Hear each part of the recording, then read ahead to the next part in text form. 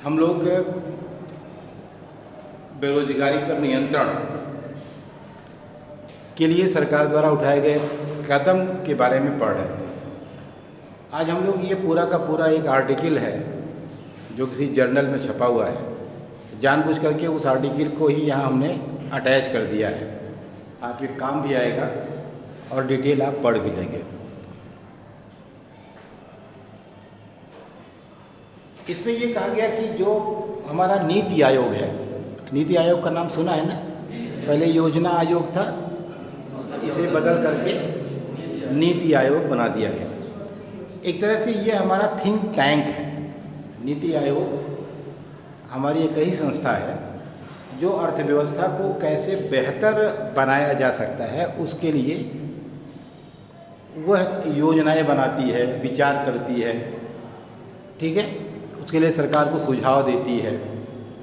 तो नीति आयोग ने ये कहा कि वास्तव में हमारे यहाँ खास करके हिंदुस्तान में बेरोजगारी उतनी बड़ी समस्या नहीं है जितनी बड़ी समस्या अल्प रोजगार है, अंडर एम्प्लॉयमेंट है। अर्थात बेरोजगार नहीं है वो तो मुद्दा ठीक है, लेकिन बहुत सारे लोग जो रोजगार में लगे हुए हैं वह भी कैसे हैं? वो अभी अंडर एम्प्लॉयड है।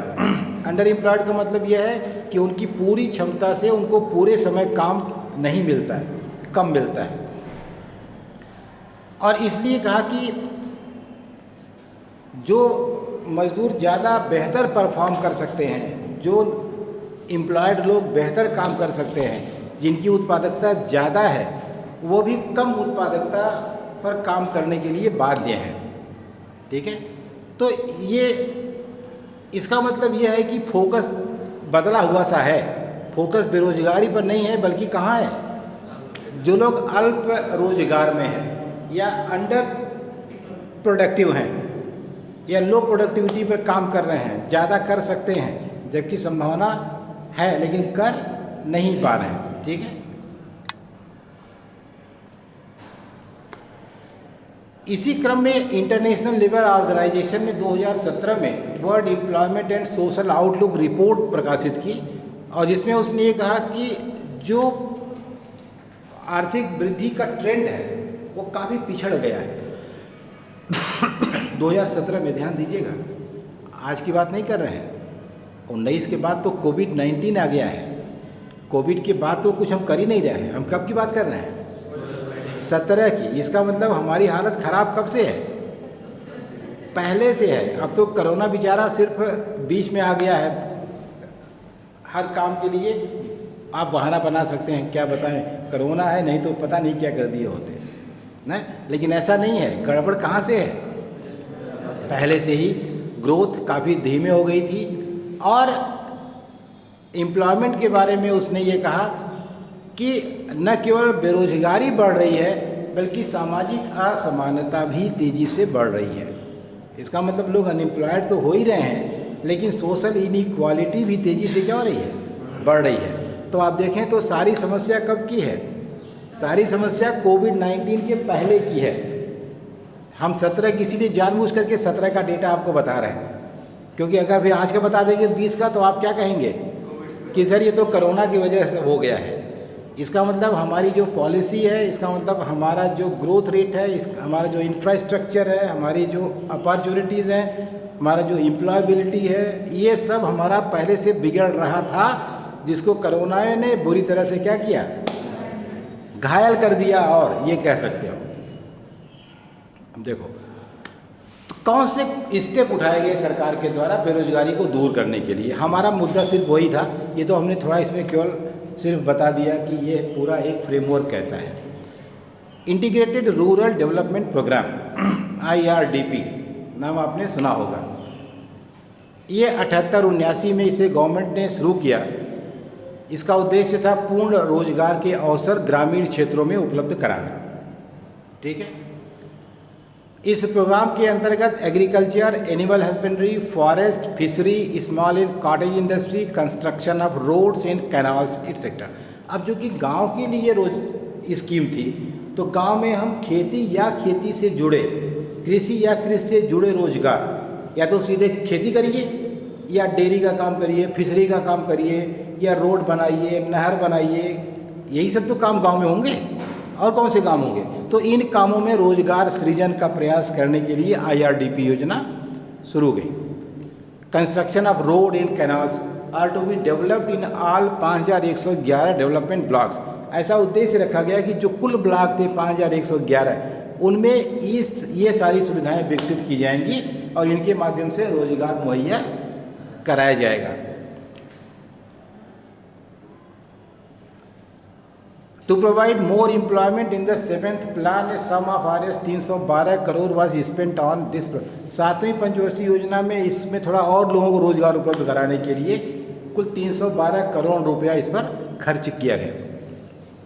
It benefited 182 lakh families, 182 lakh परिवारों को इससे। देखो ये सब डेटा सरकारी है,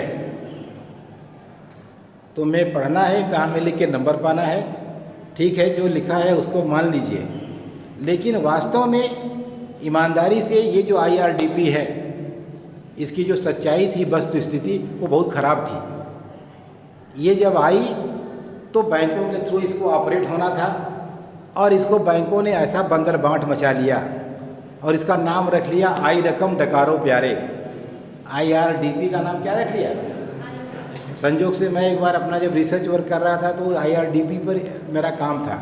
बैंकों का कुछ बेनिफिशरीज़ को उसमें मुझे सैंपल में सेलेक्ट किया था मैंने, तो मुझे उसी समय ये सब पता चला कि ये कैसे बंदर बांट मची हुई है इसमें। इसका मतलब सच्चाई हकीकत से बहुत भिन्न है। डेटा चाहे जो हो, लेकिन आपको याद होगा पहले लोग भैंस और खरीदते थे, उसे कान काट लिया जाता था ना।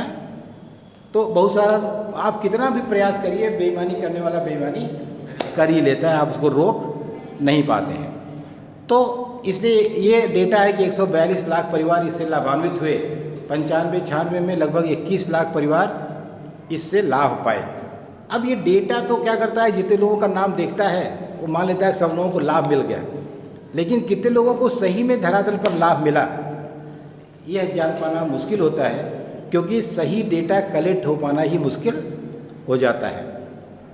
दूसरा स्कीम चलाई गई, ड्राफ्ट प्रोन एरिया प्रोग्राम। सूखाग्रस्त क्षेत्रों में सुविधा के लिए स्कीम चलाई गई। This programme was launched in 70 such district of 13 states as वे प्रोन टू ड्राफ्ट। 70 जिले में 13 राज्यों के उन जिलों में जहां सूखा ज़्यादा पड़ता है या जहां बारिश कम होती है, उन क्षेत्रों में ये स्कीम चलाई गई। The programme has proved fruitful particularly in removing seasonal unemployment. जाहिर सी बात है ये फ़ायदेमंद रहा, खास करके उस समस्या को हल करने के लिए जो सीजनल अनएम्प्लॉयमेंट होता है। आप जानते हैं खेती में मौसमी बेरोजगारी बहुत पाई जाती है। अक्सर क्या होता है, जिस समय आपके पास कोई न जुताई काम है, न बुआई काम है, न कटाई काम है, तो आप खाली हैं। उस समय आपने अगर कोई काम अगर गांव में आ जाए, मान लो तालाब बनाने का ही काम आ जाए, तो कम से कम उस बीच में रोजगार मिल जाएगा ना। तो इस तरह से जो सीजनल अनएम्प्लॉयमेंट है उसको दूर करने में यही स्कीम, अब जैसा डेटा बताता है कि सफल रही और प्रभावी रही। छठी पंचवर्षीय योजना में इस प्रोग्राम के तहत 17 करोड़ और 70 लाख कार्य दिवस का रोजगार उत्पन्न हुआ। In the same period a sum of Rs 301 crore was made on the programme. 7th plan Rs 474 crore has been spent. 7वें में 474। एक्चुअली होता क्या ना, सरकार क्या करती है, जितना रुपया अलॉट किया और उतने रुपए में कितना दिन रोजगार मिलेगा, मान लेती है इतना रोजगार सृजित हो गया, काम खत्म हो गया, साफ साफ बिल्कुल, और वही मान लेती है एक सफलता है प्रोग्राम की। तो पैसा आवंटित करना किसी प्रोग्राम की सफलता का सूचक नहीं है। पैसा आवंटित होना, पैसा सही व्यक्ति के हाथ में पहुंचना, उस व्यक्ति द्वारा उसका सही जगह इस्तेमाल होना और इसकी मॉनिटरिंग होना कि क्या सही में उसकी स्थिति ठीक हुई या नहीं हुई, यह कभी नहीं होता है। अधिकतम ये होता है कि सरकार बैंकों से पैसा बांटने तक तेजी दिखाती है कि पैसा उधार दे दो, उधार दे दो। उधार किसको दिया जाए? जैसे एक बात देखो, इस समय सरकार बहुत ज़्यादा आत्मनिर्भर भारत पर जोर दिए हुए है। कहती है कि रोजगार मांगने वाला नहीं, रोजगार देने वाला बनिए ना, जॉब सीकर नहीं, जॉब गिवर बनिए। आप सभी लोग अपने हाथ पैर पर खड़े हो जाइए, सब लोग रोजगार दीजिए, मांगने की जरूरत नहीं है। जब आप रोज़गार किसी को देते हैं, यानी किसी को जब काम देते हैं, तो सिर्फ एक शर्त है कि उसे वह काम आना चाहिए। ध्यान दीजिए मेरी बात को। अगर आप किसी को रोज़गार देते हैं तो सिर्फ एक कंडीशन है कि he should be qualified, he should have skill. कैसी स्किल? जिसकी उस काम को ज़रूरत है, बस केवल एक स्किल। इसका मतलब बहुत कम आपको प्रयास करना है किसी को काम लायक बनाने में, अगर देखा जाए कायदे से। अब इसका उल्टा चलो, जैसा कि आज पूरा आफत आई है देश भर में, सब लोग आप निर्भर हो जाओ, सब लोग जॉब देने वाले बनो। जैसे ही कहते हो कि जॉब देने वाला बनो, वैसे ही तुमको अब तुम्हें कम से कम 20 तरह के गुण तुम में होने चाहिए। तुम्हें कार्य में बहुत कुशल होना चाहिए, तुम्हें टेक्नोलॉजी बहुत अच्छी आनी चाहिए, तुम्हें मैनेजमेंट बहुत अच्छा आना चाहिए, तुम्हें लीडरशिप बहुत अच्छी आनी चाहिए, तुम्हें सोशल इंजीनियरिंग बड़ी अच्छी आनी चाहिए, तुम्हारे पास पैसा बहुत होना चाहिए, तुम्हारे पास इंफ्रास्ट्रक्चर होना चाहिए। तो केवल एक काम तो हम सीख ही नहीं पा रहे थे, इतने गधे थे। तो ये झुआ भर काम कैसे सीखेंगे भाई हम? इसका मतलब कि ये बहुत कठिन है। कहना सुनने में अच्छा लग रहा है कि आप निर्भर भारत में जॉब सब लोग देने वाले बन जाएंगे, लेकिन जॉब देने वाला बनना इतना आसान काम नहीं है। इसका जो धरातली सच है वो ये है कि मुझे फिर बहुत कुछ आना चाहिए। अगर मुझे मान लो नौकरी चाहिए, जैसे मान लो मुझे केवल पढ़ाना है, एकमात्र काम नौकरी करना है, तो मुझे सिर्फ पढ़ा होना चाहिए और पीएचडी होना चाहिए। इतना में हम पढ़ाने का काम शुरू कर देंगे। अब मुझे पढ़ाने वालों को नौकरी देना है, तब मेरे पास इतना बड़ा विद्यालय खोलने का पैसा, उसका इंफ्रास्ट्रक्चर, सारी सुविधा। जब 100 लोग हो जाएंगे तो 100 लोगों को मैनेज करने की मेरे अंदर क्षमता होनी चाहिए। मेरी टीम लीडरशिप, मेरा स्वभाव, मेरी सोशल इंजीनियरिंग ना, मेरी कुशलता, मेरा डाइवर्सिफिकेशन, मेरा टेक्निकल नो हाउ, मेरा कम्युनिकेशन स्किल, मेरा बोलने का, अरे तब तो पता नहीं मुझे क्या क्या आना चाहिए, तब ना मैं चला पाऊंगा। तो आप निर्भर होने के लिए आपको बहुत अधिक ट्रेनिंग की ज़रूरत है। और ये सरकार जब सिर्फ आपको एक ट्रेनिंग नहीं दे पा रही है तो बहुत सारी ट्रेनिंग कोई कैसे दे पाएगा भाई? इसका मतलब कि ईमानदारी से ये कहना आसान है, इसका व्यवहार में लागू हो पाना अगर असंभव नहीं तो कठिन तो अवश्य है, इसमें कोई दो राय नहीं। आसानी से लागू, और उस सबसे बड़ी बात, उससे भी बड़ी समस्या हम खुद अपने आप में हैं। हम खुद ही नहीं तैयार हैं कुछ एक्सेप्ट करने के लिए, हम खुद मेहनत करने को तैयार नहीं हैं, हम खुद ईमानदार नहीं हैं। तो एक तरह से देखा जाए तो पहले से ही बिगड़े हुए आदमी को इतना ठीक करना है जितना ठीक करना संभव ही नहीं है। तो रोज़गार देने के लिए बहुत कुछ जानने की ज़रूरत है। इसलिए एक दूसरी स्कीम चली, training for self employment, TRYSEM जिसको आप कहते हैं। This programme was launched in 15 August 1979 by the government of India. It is called national scheme for training of rural youth for self employment, TRYSEM. The main objective of this programme is to reduce unemployment among the youth. इसका भी उद्देश्य वही था कि युवाओं में बेरोजगारी को क्या करना, कम करना। इतनी सारी योजनाएं चली हैं, लिखते लिखते थक जाएंगे योजनाओं के नाम, और बेरोजगारी जैसे थी वैसे नहीं रह गई, बल्कि कहते हैं सन 72 के बाद इतनी बेरोजगारी कभी नहीं थी आज की डेट में जितनी बेरोजगारी होगी। तो हम इतनी सारी योजनाएं बनाते चले जाते हैं और हम जहाँ थे वहीं रह जाते हैं, समझ में नहीं आता कि कहाँ गड़बड़ है। ठीक है, अब इसमें भी एक 7वीं पंचवर्षीय योजना के दौरान 11.6 लाख युवाओं को इसके लिए ट्रेनिंग दी गई थी। रिकॉर्ड होगा कहीं से, नामों पंजीकरण हुआ होगा, कितने लोगों ने पंजीकरण कराया। अभी भी तो आपके यहाँ कौशल विकास केंद्र चल रहे हैं, हाथ कंगन को वार्षिक है, आप जाकर दिखाइए कौशल विकास केंद्रों में कितनी पढ़ाई हो रही है, कितना योग्य पैदा किए जा रहे हैं। केवल सरकार हर व्यक्ति के लिए पैसा आवंटित करती है, तो जो सेंटर खुले हैं वो सरकार से पैसा ले लेते हैं, आपको फर्जी सर्टिफिकेट दे देते हैं कि हाँ आप योग्य हैं। ओ लेवल, सी लेवल, पता नहीं क्या क्या कंप्यूटर का चलता है, उसका सब फर्जी बांट रहे हैं स्किल सेंटर वाले पैसा लेकर के। तो ज़रूरत इस बात की है कि ईमानदारी से क्रियान्वयन हो, सही व्यक्ति को सही तरीके से काम करने के लिए प्रेरित किया जाए, और बेनिफिशियरी भी ईमानदार हो। आप भी तो सर्टिफिकेट लेकर बिना पढ़े तैयार हैं कि ठीक है सर्टिफिकेट दे दो, पढ़ाई की ज़रूरत नहीं है। तो ज़्यादा गलती किसकी है? ज़्यादा गलती तो आपकी है ना कि आप बिना पढ़े ही चाहते हो हमें सर्टिफिकेट दे दो। और सर्टिफिकेट ले क्या करोगे भाई? अगर तुम्हें वो स्किल नहीं आती, जैसे मान लो तुमने इलेक्ट्रीशियन का सर्टिफिकेट ले लिया किसी ITI से, तो तुम्हारे पास सर्टिफिकेट रहेगा, वो किस काम का होगा?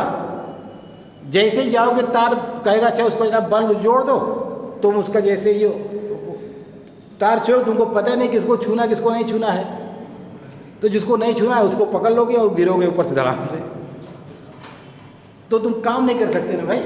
तुम्हें ट्रेनिंग की ज़रूरत है, तुम्हें काम जानने की ज़रूरत है। सर्टिफिकेट ना भी रहे, देखो तुम व्यवहार में देखो, बहुत सारे बच्चे, जैसे हमारे यहाँ एक प्लम्बर का काम करता है, उसके 2 बच्चे हैं, 10 में पढ़ता है 11 में पढ़ता है, पढ़ते क्या है सब ऐसे ही स्कूल आते जाते हैं क्यों, लेकिन वो इतना इफ़िशियंट हैं दोनों, बिना कभी ITI का मुंह देखे कि पूरा प्लम्बिंग का सारा काम सब कर डालते हैं, सबमर्सिबल अंदर डालने से लेकर के और पूरे वायरिंग करने का। तो उनको क्या जरूरत सर्टिफिकेट की? क्या कोई ज़रूरत नहीं है। और दूसरे के पास सर्टिफिकेट है, कुछ नहीं जानता है, तो दोनों में ज़्यादा अच्छा कौन है? जिसके पास सर्टिफिकेट नहीं है ना।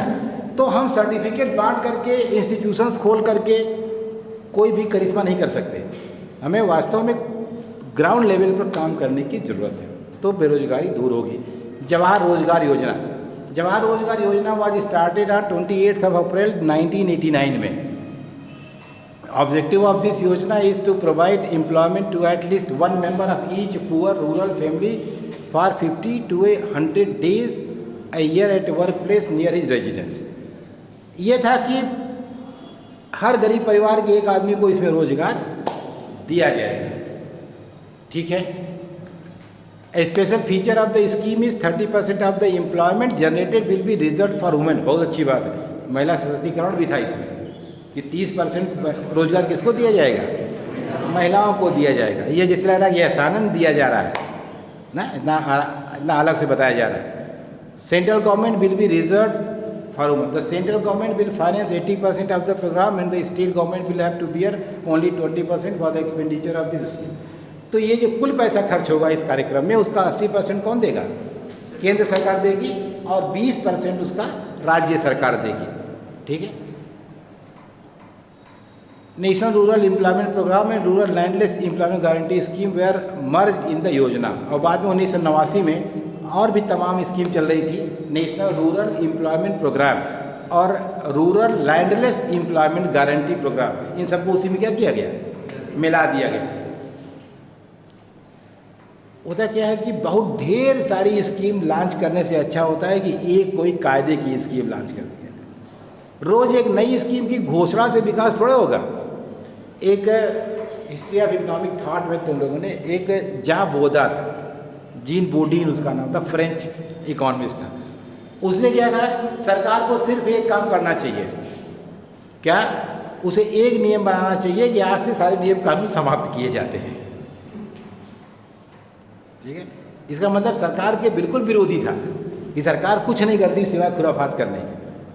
तो उसने कहा सरकार एक नियम बनाए कि आज से सारे नियम कानून समाप्त किए जाते हैं, ठीक है।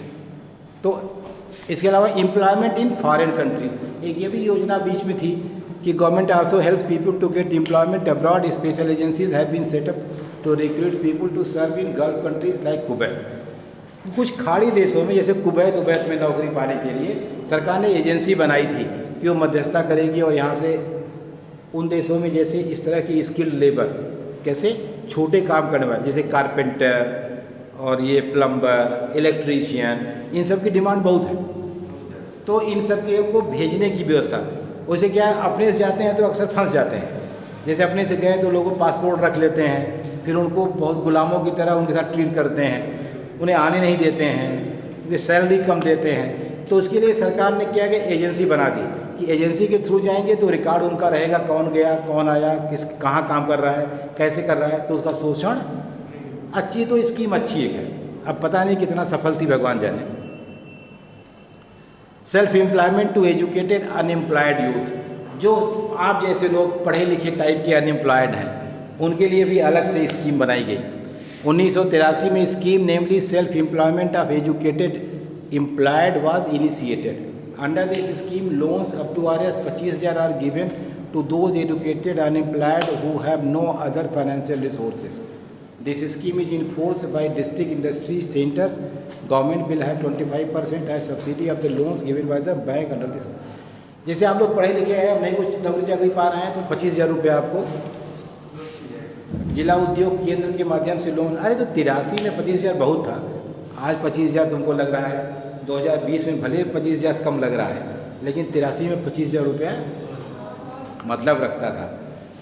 और 83 में 25,000 रुपया मतलब जानते हो कितना हो गया? जाने तो मत जानो। तो खैर फिलहाल वो एक हैंडसम अमाउंट था, बहुत कम पैसा नहीं था। तो उसमें क्या था, 25% सब्सिडी भी थी। जैसे अगर 25,000 दिया गया तो 25% तुमको जो है नहीं लौटाना है, बाकी तुम्हें लौटाना था। तो पढ़े लिखे लोग जो हैं वो अपना लेकर के कोई धंधा बिजनेस छोटा मोटा कोई काम कर सकते हैं। देखो ईमानदारी की बात तो यह भी है कि काम बहुत सारे हैं, बहुत सारे लोग तो काम करना ही नहीं चाहते हैं, सच पूछो। जैसे हम तुमसे बताएं, जैसे गाँव में जैसे जो लोग रहते हैं जिनके पास खेत होता है या कुछ है, मैं ये देखता हूँ कि वो सब भी कुछ नहीं करते हैं। सारे खेत ऐसे पड़ती पड़े हुए हैं, तो दिन में बैठ केवल ताश खेलेंगे, गप करेंगे, इधर उधर करेंगे और कहेंगे रोज़गार चाहिए, रोज़गार चाहिए, रोज़गार चाहिए। जबकि खेत में उनके पास करने का बहुत विकल्प है।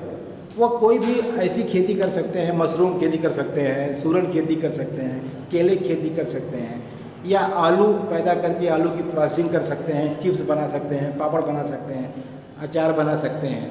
बहुत सारे काम आप अपने गाँव में कर सकते हैं, लेकिन कोई कुछ करता है?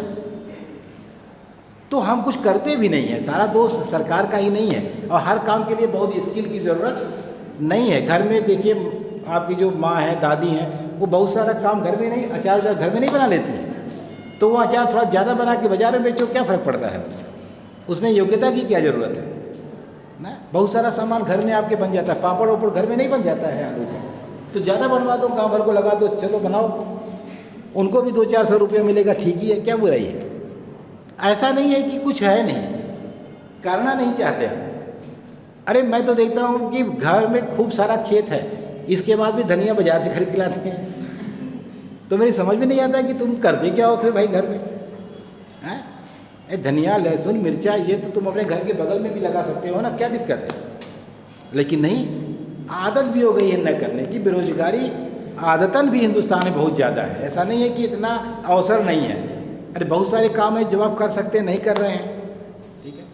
और ऐसा तो है नहीं कि हर आदमी अगर चाहेगा कि हमको बस खाली 5 लाख की नौकरी मिलेगी तभी मानेंगे नौकरी है, तब तो भाई कठिन है ही है। अगर ऐसा चाहोगे, तुम लोग बीए कर लिए, अब तुमको लगता है कि अरे अब तो बीए कर लिए, खेत में काम करेंगे, कुछ नहीं करें, लो तो ख़त्म हो गया। तो इससे अच्छा तुम 8 ही फेल रहे होते, ज़्यादा अच्छा था, क्योंकि बीए करके भी तो बेकार ही हो। क्या करोगे बीए करके? तो तुम्हारा दिमाग जरूर खराब हो गया, लेकिन तुम्हारी कोई उत्पादकता बढ़ी नहीं, ठीक है। तो इसके बाद फिर देखो, नेहरू रोजगार योजना है। योजना वाज स्टार्टेड 1989 में। There are 3 schemes under it. Under the first scheme, subsidy is given to urban poor to set up a micro enterprise. अब देखो, ये अर्बन पुअर जो शहरों में गरीब रहते हैं, उनके लिए चलाया गया था, उनको सब्सिडी दी जाएगी। किसके लिए? उद्यमशीलता करने के लिए, यानी कुछ पैदा करने के लिए, ठीक है। 95 under this programme 1.25 lakh families have been benefited. अगर तुम कहीं लिखते चलो सारा कितने बेनिफिटेड हुए जब से सब शुरू हुआ तब से आज तक, तो जितना हिंदुस्तान में परिवार नहीं होंगे उसका 5 गुना तो बेनिफिटेड हो गए हैं। अगर सब नोट करते जाओ, इतना इतना इतना इतना इकट्ठा सब जोड़ दो बाद में, तो शायद ज़्यादा हो जाए। इतना सबको लाभ भी हो गया, और जो जहाँ था वो दरिद्र हो गया बजाय अभी रोजगार युक्त होने के, ठीक है। In 1995 under this programme 1.25 lakh families have been benefited. Under the second scheme, arrangements have been made for wage employment to labourers in cities with less than 10 lakh population by providing Indian economic development and elementary setting them basic facilities. 1995 under this scheme 93 lakh man days of employment have been provided. Under the third scheme urban poor in the cities are to be provide employment opportunities in jobs like house repairing. तो की बात है, ये 3 तरह का, एक जो है कि जैसे यही हाउस रिपेयरिंग वाले काम दे करके, प्लम्बिंग का, इलेक्ट्रीशियन का, प्लम्बर का, इसके लिए रोजगार का सृजन था। कुछ मैंडेज उनके लिए उत्पन्न करना था जो गांव में हैं, जो शहरों में गरीब हैं, ठीक है। तो एक तरह से अर्बन पुअर्स के लिए ये स्कीम आई, ठीक है। Small and cottage industry, in order to reduce unemployment government it has made special efforts to develop small and cottage industries in 95 about 33 lakh persons were employed in these industry. लघु और कुटीर उद्योगों में लगभग 33 लाख लोगों को रोजगार दिया गया 1995-96 में। डेवलपमेंट ऑफ ऑर्गेनाइज्ड सेक्टर, संगठित क्षेत्र का विकास किया। संगठित क्षेत्र और असंगठित क्षेत्र 2 तरह के होते हैं। असंगठित क्षेत्र का मतलब ये होता है जैसे तुम्हारे रिक्शा ड्राइवर्स हैं, रोजई के मजदूर हैं, इन लोगों का कोई ऑर्गेनाइज सेक्टर नहीं है, ठीक है। तो उन लोग क्लास होगी ना, चलो बाद में पढ़ना छठे में।